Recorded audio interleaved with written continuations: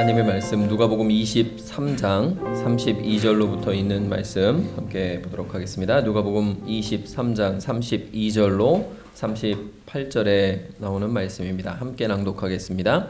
시작. 또 다른 두 행악자도 사형을 받게 되어 예수와 함께 끌려가니라. 해골이라 하는 곳에 이르러 거기서 예수를 십자가에 못 박고 두 행악자도 그렇게 하니 하나는 우편에 하나는 좌편에 있더라. 이에 예수께서 이르시되 아버지 저들을 사하여 주옵소서. 자기들이 하는 것을 알지 못함이니이다 하시더라. 그들이 그의 옷을 나눠 제비 뽑을새. 백성은 서서 구경하는데 관리들은 비웃어 이르되 저가 남을 구원하였으니 만일 하나님이 택하신 자 그리스도이면 자신도 구원할지어다 하고, 군인들도 희롱하면서 나와 신 포도주를 주며 이르되 내가 만일 유대인의 왕이면 내가 너를 구원하라 하더라. 그의 위에 이는 유대인의 왕이라 쓴 패가 있더라. 아멘. 기도하시겠습니다. 하늘에 계신 우리 아버지, 우리를 위해 모든 것을 주신 우리 하나님, 이 시간 예수님의 마지막 걸음을 쫓아가고자 합니다. 주님, 무지한 말로 주님의 모습 가리우지 않도록 주여, 주의 보혈로 저의 입술을 정결케 하여 주시고 우리의 마음이 성령으로 준비되어 주의 모습을 나의 것으로 받아들이게 하여 주시옵소서. 예수 그리스도의 이름으로 기도하옵나이다. 아멘. 안녕하십니까? 평안한 하루 되시길 바랍니다. 오늘은 골고다 길의 발자국이라는 제목으로 하나님의 말씀 증거하겠습니다. 오래전에 나온 쉰들러 리스트라는 영화가 있습니다. 그 한 장면인데요. 제가 이 영화를 안 봐서 모르겠는데 이 사진은 제가 이렇게 종종 본 기억이 있습니다. 쉰들러가 유대인들을 이렇게 구출하게 되는 계기가 된 소녀의 등장신이라고 합니다. 사진을 보면 이 흑백으로 된 세상에 오직 소녀의 코트만 컬러로 이렇게 되어 있습니다. 빨간 코트를 입은 소녀가 결국 이 소녀도 죽고 이것이 쉰들러가 유대인들을 적극적으로 구출하게 되는 계기가 되었다고 합니다. 예수님께서 골고다로 가시고 십자가에 못 박히시는 장면은 마태, 마가, 누가, 요한 사복음서에 이렇게 분절돼서 나타나 있습니다. 그런데 시대의 소망 78장 갈바리장에 보면 그것을 이제 순서대로 생생하게 우리에게 보여주고 있습니다. 그 장면을 보는데 저에게 이 사진이 좀 생각이 났습니다. 예수님께서 갈바리 언덕으로 이 전진을 해 나아가시는데 그 장면이 꼭 이런 느낌을 주었습니다.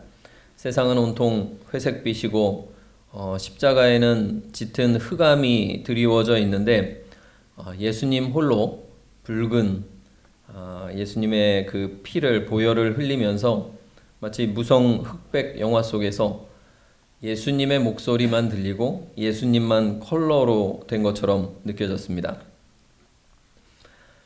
증언복음 1권에 이런 말씀이 기록되어 있습니다. 하나님의 귀한 아들 그리스도께서 끌려 나오셨으며 십자가가 그분의 어깨에 지워졌다. 모든 발자국마다 그분의 상처에서 흘러나온 피가 떨어졌다. 가혹한 원수들과 무정한 구경꾼들의 큰 무리에 애워싸여 그분은 십자가의 죽음에로 이끌려 가셨다. 예수님께서 쓰셨던 가시관과 또 채찍에 맞아 찢어진 상처에서 이 흐르는 피가 이렇게 다리를 타고 흘러서 그분의 발자국을 빨갛게 물들이고 있었습니다. 그리고 그 붉은 발자국을 보며 어머니 마리아가 따라가고 있었어요. 요한의 부축을 받으면서 아들의 발자국, 붉은 발자국을 보며 따라가고 있었습니다. 그리고 마음이 어땠을지 가늠이 되지 않습니다. 사탄은 총력전을 벌이고 있었습니다. 사탄과 모든 어둠의 세력의 포화가 예수님께 집중되고 있었습니다. 시대소망 760페이지는 그 장면을 이렇게 묘사합니다. 어둠의 주권자들과 권세자들이 십자가 주위에 모여서 사람들의 마음속에 지옥 같은 불신의 그림자를 던지고 있었다. 이 사탄과 타락한 영들이 인간과 연합하여 예수님을 견딜 수 없는 고난과 고통으로 밀어붙이고 있었습니다. 사탄의 목적은 예수님을 불신에 빠뜨리든지, 넌 버림받았어, 하나님께서 너를 버리셨어, 너는 그리스도도 아니고 뭣도 아니야 라고 하는 이 불신에 빠뜨리든지, 아니면 예수님께서 죄를 짓게 만들든지, 아니면 그것도 아니면 이 구원의 사역을 예수님이 포기하게 만들려고 하고 있었습니다. 예수님께서는 지금 이 인류를 위해서 자신을 욕하고 손가락질하고 정죄하는 그 사람들을 위해서 지금 이 길을 갖고 있었어요. 근데 예수님의 앞에 사탄이 뭘 보여주냐면, 그렇게 해봤자 믿을 사람이 없어, 그렇게 해봤자 구원받을 사람 별로 없을 거야 라는 것을 계속 끊임없이 보여주는 것입니다. 봐봐, 네 주변에 너를 그렇게 사랑한다고 했던 제자들이 어디 있나? 너는 아무 쓸데없는 허무한 노력을 하는 거야 라고 몰아붙이고 있었어요. 그래서 예수님이 에이 못해 먹겠다고 이 구원의 사역을 내던지면 사탄의 목적이 성취되는 것이었습니다. 사탄은 지금도 우리에게 동일한 방법으로 유혹하고 우리에게 고난을 던지고 있습니다. 그 사탄이 우리를 공격하는 목적은 무엇이냐면, 우리를 불신에 빠뜨리든지, 봐, 너 지금 이렇게 고생하잖아, 너 지금 아프잖아, 재정적으로 문제가 있잖아, 관계가 안 좋잖아, 교회 열심히 하려고 하는데 교회에서 자꾸 트러블이 생기잖아, 하나님이 널 사랑하시지 않는 거야. 이렇게 불신에 빠뜨리든지, 아니면 우리를 유혹하여 죄에 빠뜨리든지, 아니면 이 구원의 길을 힘들어서 자포자기해서 포기해버리게 만드는 것이 사탄의 목적입니다. 사탄은 예수님을 짓이겨서 분쇄할 것 같은 이 시험과 시련을 준비해 왔습니다. 그리고 그것이 이 십자가에서 집중되고 있었어요. 바로 며칠 전에 예수님의 그 앞에 자신의 겉옷을 깔고 호산나를 외치던 무리 중에 많은 사람이 이제는 조롱과 불신과 비웃음과 저주의 대열에 동참했습니다. 그들이 왜 그렇게 했는가?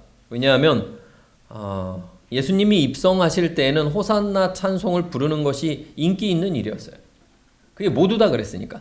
예루살렘 전체가 다 그렇게 하고 있었기 때문에 거기에 동참한 것입니다. 그런데 지금은 예루살렘 전체가 십자가에 못 박으라고 예수님을 정죄하고 저주하고 있었어요. 그러니까 그 인기 있는 대열에 동참한 것입니다. 우리가 주님을 따라가고 있는데 오늘날 예수 믿는 것은, 예수 따라가는 것은 그렇게 인기 있는 일이 아닙니다. 이전에 인기 있던 때가 있었어요. 학생들은 당연히 모든 학생들이 다 어느 교회인가 속해 있는, 교회 오빠와 교회 누나들만 있는 그 교회에 속해 있는 시절이 있었습니다. 사람들이 그냥 교회에 가는 것이 꽤 힙해 보이는 그런 시기가 있었어요. 지금은 전혀 그렇지 않습니다. 사람들에게 인기 없는 일이 되어버렸어요. 그래서 그들은 지금은 그들에게 명예를 갖다 줄, 그들을 사람들이 좋다라고 인정해 줄 그 일을 하고 있었습니다. 예수님을 십자가에 못 박으라고 외치고 있었어요. 그들의 원칙은 바뀌지 않았습니다. 그들은 그냥 세상의 인정을 따라가고 있었어요. 예수님의 제자들은 혹여나 나에게 불이익이 오지 않을까 두려워서 멀찌감치서 행렬을 따르고 있었습니다. 그런데 그런 가운데서도 예수님은 묵묵히 전진하십니다. 넘어지고 쓰러지고 졸도하시면서도 골고다로 십자가로 전진하십니다. 히말라야를 등반했던 한 등반가의 인터뷰를 본 적이 있습니다. 너무 지쳐서 마지막에는 어떻게 할 수가 없어서 넘어지면서 전진했대요. 눈 위에 퍽 넘어지고 일어나면 그 자기 키만큼 전진한 거예요. 그래서 다시 퍽 넘어지고, 그렇게 해서 히말라야 정상을 등반했다라는 말을 본 적이 있습니다. 예수님께서 마치 그렇게 십자가로 전진하고 계셨어요. 비틀거리면서 넘어지시고 그만큼 전진하시고, 다시 또 쓰러지시고 다시 또 졸도하시고 그런데도 포기하지 않고 필사적으로 전진하고 계셨습니다. 불굴의 의지로 앞으로 나아가고 계셨어요. 왜 그렇게 예수님께서 골고다로 가셨나요? 죽으러 가셨어요. 죽으러 가셨습니다. 사탄은 수많은 장애물로 예수님이 이 길을 포기하게 만들고자 했지만 예수님께서는 끝까지 멈추지 않으셨습니다. 그리고 사탄이 놓아둔 모든 장애물을 돌파해 나가셨어요. 왜냐하면 그 길밖에 없었기 때문입니다. 우리를 구원하기 위해서는 그 길밖에 없었어요. 그런데 그 예수님께서 이렇게 전진하시면서요, 이 일만 해도 굉장히 힘든 일이고 이 일이 지금 가장 중요한 일인 것처럼 보이는데, 그런데 예수님께서 자꾸 두리번거리세요. 그 어둠의 길에서 자꾸 두리번거리십니다. 이 예수님께서 십자가로 가는 과정을 보면요, 이 십자가로 갈수록 악의 농도가 또 악의 강도가 점점 짙어지고 있습니다.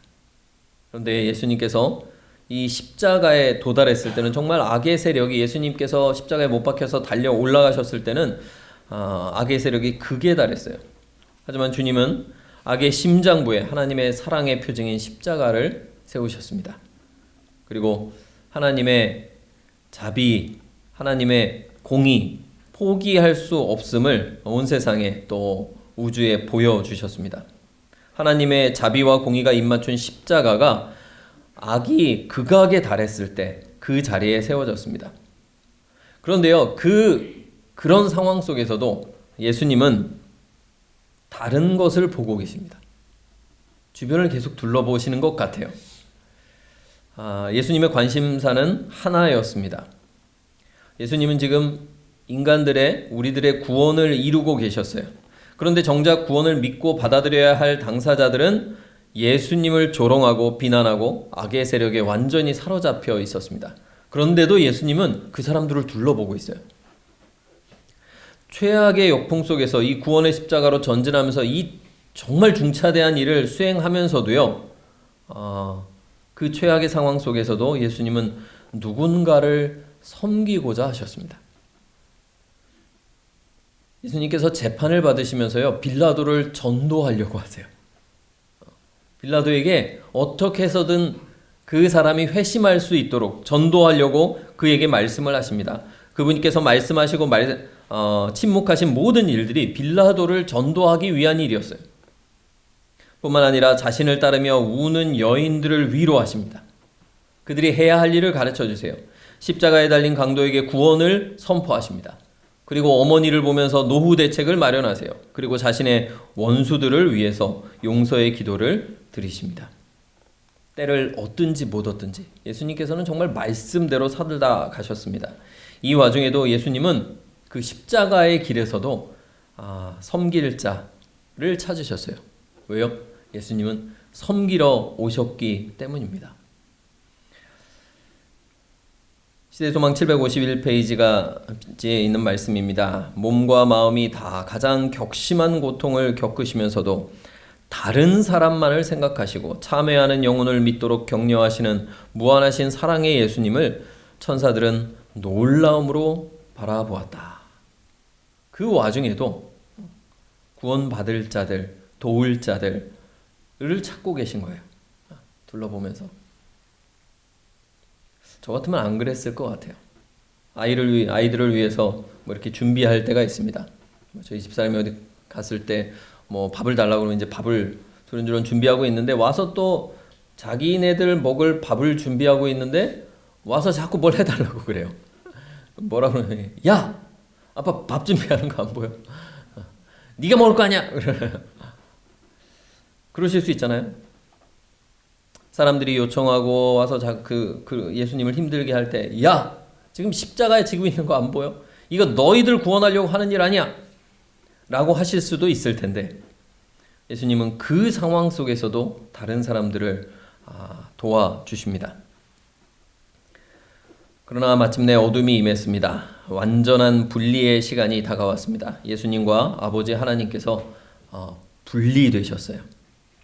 영원 전부터 하나이셨던 분들이 분리되었습니다. 우리가 이 고통을 다 이해할 수가 없습니다. 대략 비유해서 좀 이 고통의 어떤 종류라고 할까요? 그런 성격을 좀 상상해 본다면 아마 사지를 절단하는 고통이 아닐까 생각됩니다. 하나이셨어요. 하나다라고 불리는 분들이셨습니다. 또 다른 비유로 설명하자면 이 땅에서 자녀를 먼저 죽음으로 사별해서 보내는 것과 성격이 비슷할 것입니다. 물론 그 강도나 정도에 있어서 예수님과 하나님의 분리의 고통은 차원이 달랐습니다. 영원전부터 완전한 연합으로 하나이셨던 아버지 하나님과 분리되셨어요. 그리고 그때 예수님께는 부활의 소망, 그리고 다시 연합할 수 있는 소망이 그 빗줄기가 전혀 보이지 않고 있었습니다. 아버지 하나님께서 그 자리에 임재해 계셨습니다. 그런데 흑암 가운데 임재해 계셨고 그 임재를 예수님으로부터 감추셨어요. 그래야만 했습니다. 왜냐하면 예수님의 죽음은, 예수님의 그 고난은 둘째 사망이었기 때문에 그래요. 둘째 사망은 완전한 분리입니다. 그리고 완전한 소멸이었어요. 예수님께서 그것을 당하셔야 했습니다. 그러니까 이제 예수님께서 그 고통을 당하실 때 성령 하나님께서 오셔서 마음에 위안을 주시고 괜찮아 용기를 주시고 이런 일이 없었어요. 그러한 일이 이전에는 있었지만 완전히 정말 예수님께서 나의 하나님 어찌하여 나를 버리셨나이까 라고 말할 수밖에 없었던 것은 정말 버려졌어요. 그리고 하나님의 임재는 완벽하게 차단되었습니다. 이 시간을 예수님은 어떻게 견디셨을까? 이 승리의 비결에 대해서 시대소망은 이렇게 기록하고 있습니다. 이 무서운 시간 동안 그분은 이제까지 그분에게 주셨던 아버지의 간합하심의 증거에 의지하였다. 그분이 순종하는 마음으로 자기 자신을 하나님께 맡겼을 때에 아버지의 은총을 잃어버렸다는 생각은 없어졌다. 믿음으로 그리스도께서는 승리자가 되셨다. 예수님에게는 어떠한 증거도 주어지지 않았습니다. 이때 내가 너를 받을 것이다, 이 고통은 다시 승리로 바뀔 것이다, 내가 영광을 줄 것이다 라는 것이 주어진 게 아니라 하나님은 침묵하셨고요, 그분의 임재는 가리워졌고요, 사탄의 속삭임만 들렸어요. 이건 쓸모없게 될 거야, 아무도 믿지 않을 거야, 너는 하나님께 버림받아서 이제 완전히 분리돼서 다시는 회복할 수 없을 거야 라는 것만 그분의 마음에 강력하게 영향을 주고 있었습니다. 어떤 마음의 위로도, 어떤 하늘의 빛도, 어떤 임재의 느낌도, 어떤 성령의 세미한 음성도 들리지 않았어요. 그런데 예수님이 그 가운데서 믿음의 편을 선택하십니다. 이전에 하나님께서 나를 인도하셨던 그 하나님의 선하심을 믿기로 선택하셨어요. 그 믿음으로 예수님께서 승리하셨습니다. 이전에 하나님께서 말씀하셨던 이는 내 사랑하는 자요, 내 기뻐하는 사랑하는 아들이요, 내 기뻐하는 자다라는 그 말씀을 믿으셨어요. 그분께서 기도하실 때 겟세마네 동산에서 또 감람산에도 늘 기도하실 때 응답하셨던 그 하나님을 믿었어요. 그리고 믿기로 선택하였습니다. 그리고 자기 자신을, 내 자신이 설령 하나님과 완전히 분리될지라도, 이 죽음이 마지막일지라도, 아무도 믿지 않을지라도 하나님께서 이 사명을 나에게 주셨으니 내가 이것을 다 하나님께 맡깁니다. 내 운명과 내 미래는 하나님께 다 맡기겠습니다 라고 하나님께 맡겼을 때에 고뇌가 사라졌어요. 그리고 믿음으로 예수님께서는 승리자가 되셨습니다. 이것을 예수 믿음이다 라고 말합니다. 이 동일한 경험이 마지막 때의 야곱의 환난 때에 우리에게 있을 것입니다. 야곱의 환난 때가 되면 어떤 성령의 세미한 음성도 들리지 않을 거예요. 우리는 마치 세상의 찌꺼기가 된 듯이 세상 사람들이 저주를 받을 것입니다. 그리고 수많은 사람들이 너희 형편을 봐라, 너희 모습을 봐라, 하나님께서 너희를 버리셨다, 너희는 잘못 알고 있는 것이다 라고 우리에게 말할 것입니다. 사탄은 우리를 극심한 시험 가운데서 뒤흔들 것입니다. 그때 우리가 의지할 게 뭐예요? 이전에 하나님께서 주셨던 그 간합하심의 증거가 필요한 거예요. 하나님께서 내 일상 가운데서, 내가 일하는 가운데서, 일터에서, 가정에서, 교회에서, 때로는 여러 사람들과의 관계 속에서, 고난 가운데서 나를 간합하시고 나를 인내하시고 나를 그 선하심으로 인도하셨던 그 경험의 기억들, 그것을 믿는 것입니다. 하나님의 말씀에서 내가 너를 버리지 않겠다 하는 그 말씀을 믿는 거예요. 그것을 예수 믿음이라고 말합니다. 모든 믿음은요, 예수 믿음이에요. 예수 믿음이 아닌 것은 없습니다.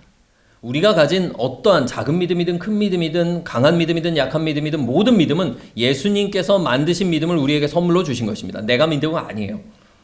그런데 그 믿음을 어떻게 해야 되냐면 지금 계속해서 활용하고 사용해야 합니다. 하나님의 원리는 늘 동일하였습니다. 사용한 근육이 강해져요. 움직이지 않으면 우리는 움직일 수 없게 됩니다.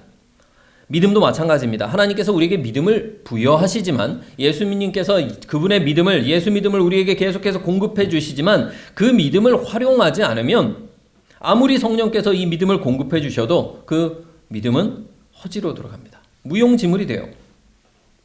우리가 고난을 당할 때, 우리가 어려움에 처할 때 이러한 예수 믿음을 활용할 최적의 여건이 조성됩니다.